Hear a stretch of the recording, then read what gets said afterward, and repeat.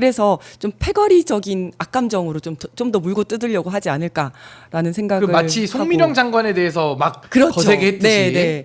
그래서 어떨까라는 좀 궁금증이 들고요. 예. 그다음에 안규백 후보자 같은 경우에는 군에 대한 또 이제 남다른 애정이 있으신 분이어가지고 굉장히 군에 대한 미담들이 많더라고요. 예. 본인이 어디 이제 현장 점검을 갔는데 거기 헬스 시설이 좀 안 돼 있으니까 본인이 사비를 들여가지고 예. 그 헬스 기구를 사줬다 뭐 이런 것도 있고 본인 고향이 고창인데 또 이제 고창 수박을 직접 사다 주기도 하고 이런 군에 대한 미담들이 많아가지고 또 여기도 좀 궁금하기도 합니다. 그리고 이제 요거는 이제 의혹과 관련되기도 했는데 그 본인이 방위를 할 때 원래는 18개월인데 22개월을 했다 그러더라고요. 안규백 후보자가요? 네. 그래서 그런 부분들이 이제 국힘에서는 여기에다 대고 얼마나 군 생활을 못했으면 이게 이렇게 늘어났겠느냐 이렇게 예. 얘기를 하고 있는데 이게 조금 궁금하기도 하더라고요. 아하. 네. 그래서 아무튼 오늘 좀 관심 있게 보는 청문회 저는 한성숙 후보자 중소벤처기업부 네. 장관 후보자의 청문회를 좀 관심 있게 보는 게 그 김성원 의원이라고 있습니다. 국민의힘에. 근데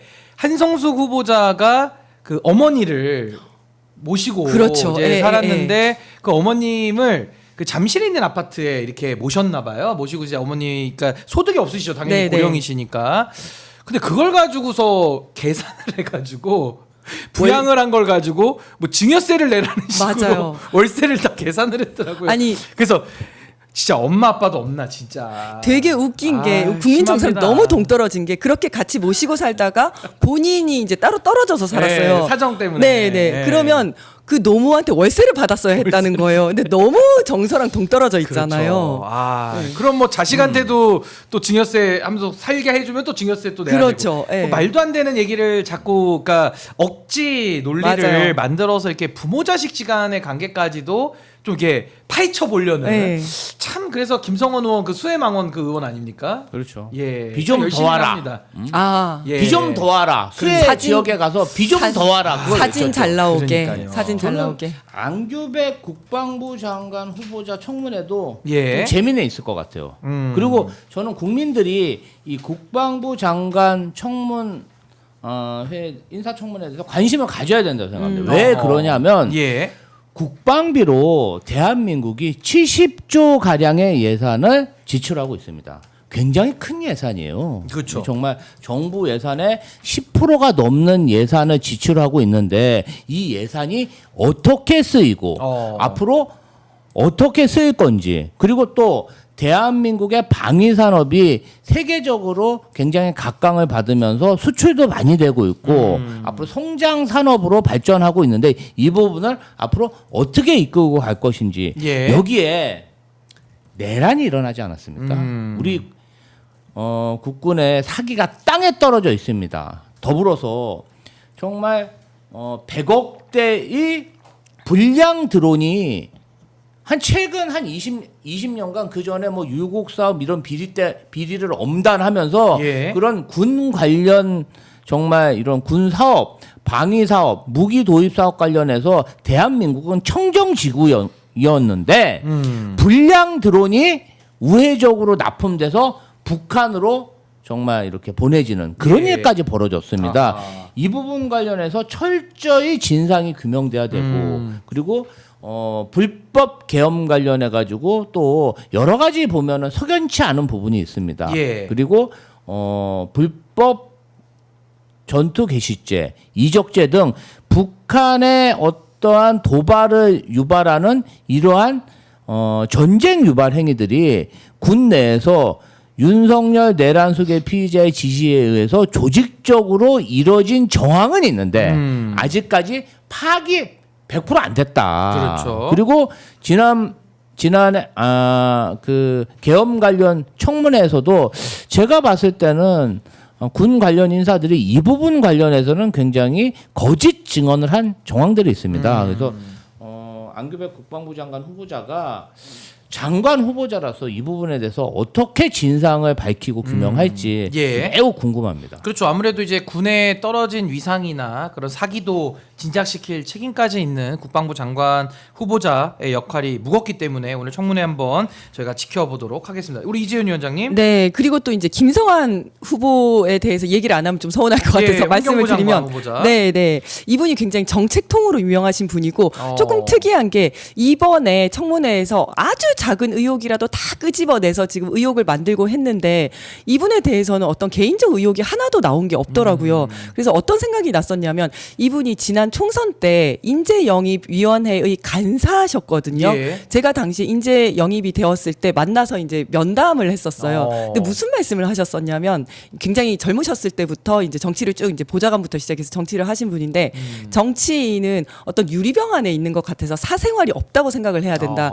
그런 말씀을 하시더라고요. 예. 그런 어떤 철학 때문에 이런 개인적인 의혹이 없는 건가라는 생각이 들었어요. 그래서 이분이 또 정책통이기도 하시고 예. 해서 또 이제 환경과 관련돼서는 또 앞으로도 중요한 그 의제지 않습니까? 그래서 환경부 장관의 후보자 원래 의혹이 없으면 재미가 없을 수도 있겠지만 그래도 이제 좀 지켜봐야 되겠다 한번 네 그런 생각이 그러니까 들었습니다. 김성환 후보자도 이제 환경부 장관 후보자인데 이분이 뭐 지역 정치부터 다 모든 걸 경험하신 굉장히 그 실력과 네. 내공이 있으신 분인데 또 논란까지 없다고 하니까 예, 더 많은 아마 칭찬을 받지 않을까 싶습니다.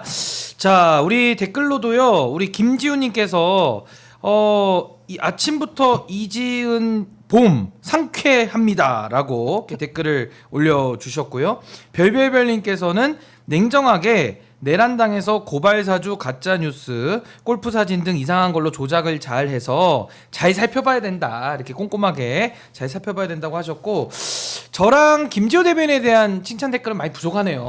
근데 안 올라옵니다. 조경화님께서 예, 많이 부족합니다. 김지호님은 늘 눈 감기는 거 억지로 참고 하는 게 보이네요. 라고. 예, 시청자분들을 속일 수는 없죠. 이 새벽에 멀리서 성남에서 오시다 보니까 아무래도 좀 피곤할 수밖에 그렇죠. 없고요. 그러니까 우리 김지호 대변인께도 힘 많이 모아주시고요. 저희 둘을 응원해주는 유일한 방법은 힘찬 박수와 함께 좋아요, 구독을 또 함께 눌러주시면 예, 좋겠습니다. 자, 주제를 좀 바꿔보죠. 지금 공항에 어제 난리가 났습니다. 네. 이름이 모스탄 대사. 어제 인천공항에 입국을 했는데 그 법원에서 허위로 판명된 이재명 대통령 소년원 수감서를 공식 석상에서 반복적으로 말을 하고 있는 사람인데 이 가짜뉴스 유포거든요. 근데 이런 인물을 국내 대학이나 그 공공 포럼에서 초청하려고 했던 그 시도 자체가 좀 문제 아니냐. 그렇죠. 이지훈 위원장님 어떻게 보십니까? 아니 좀 더 구체적으로 말하자면 지난 6월경에 뭐라고 얘기를 했냐면요. 네. 이재명 대통령이 청소년 시절에 뭐 집단 성폭행과 살인을 해서 소년원에 갔다라는 예. 말도 안 되는 소리를 했어요. 모스탄입니다. 이 모스탄. 네. 예. 그래서 그것 때문에 중학교와 고등학교에 진학하지 못했다라는 말도 안 되는 소리를 했는데 예. 저는 바로 수사를 해야 된다고 생각합니다. 어허. 명예훼손이고 지금 들어왔으니까 바로 출국 금지하고 긴급 그렇죠. 체포를 하든지 하고 수사를 예. 해야 된다 생각하고 이런 사람을 서울시에서 초청을 했거든요. 무슨 돈으로 왜 초청을 했으며 누가 이렇게 초청하는 것들을 다 기획을 했는지 여기에 대해서도 이런 거에 대해서 정말 감사를 해야 되잖아요. 그다음에 책임자 문책을 해야 된다고 생각합니다. 서울대에서도 이제 초청을 해서 강연을 예. 하려고 하다가 취소를 했거든요. 이제 서울시에서도 취소는 하긴 했습니다만은 이런 내용들을 확인도 안 하고 초청을 한 거라면 그리고 서울시에서 이미 100 몇만 원을 또 썼다고 합니다. 예산을. 네, 그 부분에 대해서도 책임을 물어야 된다고 감사가 생각합니다. 필요하다 이런 네. 말씀이시고 우리 김지호 대변인님은 어떻게 보셨습니까? 이러한 주장들, 이러한 어떤 공작이 가미된 글들이 2021년부터 2022년까지 대선 때까지 카카오톡 방으로 무차별하게 배포됐고 제 기억으로는 100여 명이 넘는 사람들이 카카오로 이런 거를 유포하다가 전부 벌금을 사법 처리를 받은 것으로 알고 있습니다. 어떤 분은 뭐 600만 원 정도 선거법 위반 사범으로 고발이 돼가지고 사법 처리를 받았는데 아직도 이러한 주장을 하고 있는 사람이 있다는 게 굉장히 놀랍고 만약에 정말 오세훈 시장이 있는 서울시에서 서울시정의 예산으로 이 사람에게 어떤 돈을 지급한다면 이것은 뭔가 공공기관이 정치적 목적을 가지고 허위 사실을 유포하는 사람을 후원하고 있다는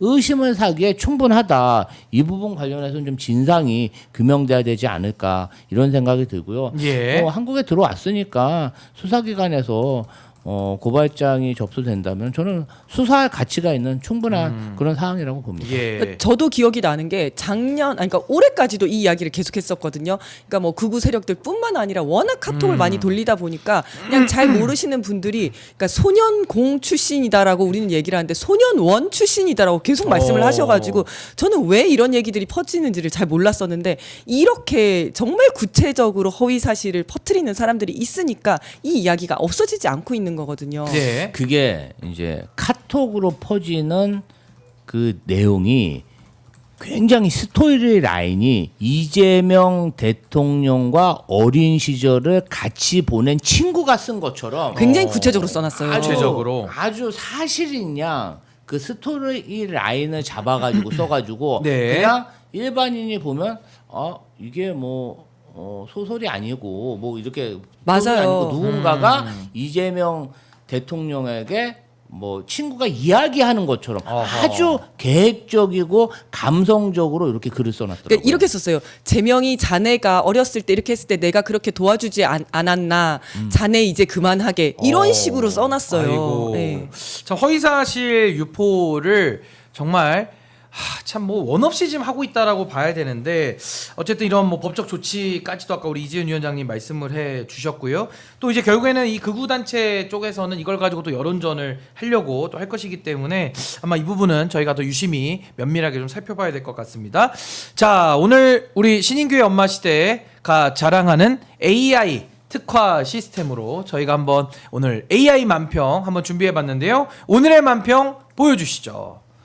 자, 이 사진은요, 그 이재명 대통령과 김민석 총리 그리고 강훈식 비서실장으로 보입니다. 앞에 커피가 놓여 있고요. 아마 누군가를 만나는 모습 같은데 이재명 대통령께서 이렇게 어디를 가리키고 있습니다. 어떤 말씀과 함께 어디를 가리키는 것인지 한번 상상으로 맞춰보도록 하겠습니다. 준비되신 분들부터 먼저 시작하죠. 우리 김지호 대변인님, 네, 고유지호죠. 먼저 들어가 있습니다. 근데 이게 어려운 거는 김지호 대변인님 먼저 네, 생각을 이게 더 참 하시고. 제가 봤을 때는 예.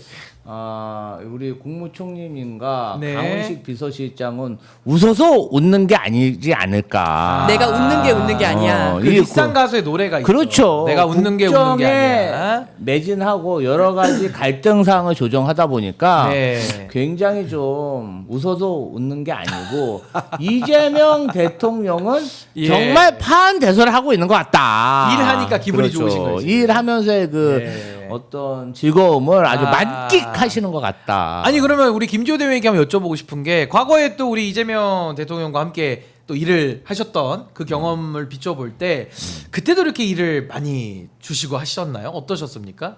아니 뭐 네. 따로 불러서 과도한 업무를 네.